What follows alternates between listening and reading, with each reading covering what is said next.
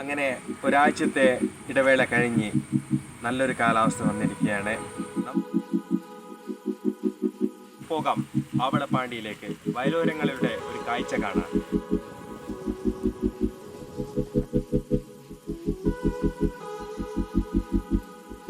ആവളപ്പാണ്ടിയിലാണ്. ആവളപ്പാണ്ടിയിലെ വയലുകളുടെ ഒരു കാഴ്ചയാണ് നമ്മൾ കാണുന്നത്. നോക്കത്ത ദൂരത്ത് അതിമനോഹരമായ ഒരു കാഴ്ച. വയൽ മഴയത്തും വെയിലത്തും അതിമനോഹരമായ ഒരു കാഴ്ചയാണ്. ശരിക്കും പ്രകൃതി മനുഷ്യനെ കനിഞ്ഞനുഗ്രഹിച്ചതാണ്. ആ പ്രകൃതിയെ ഒരിക്കലും നമ്മൾ ദുരുപയോഗം ചെയ്യാൻ പാടുള്ളതല്ല. ശ്വാസവും ജീവനും പ്രകൃതിയാണ് നമുക്ക് കനിഞ്ഞ് അനുഗ്രഹിക്കുന്നത്.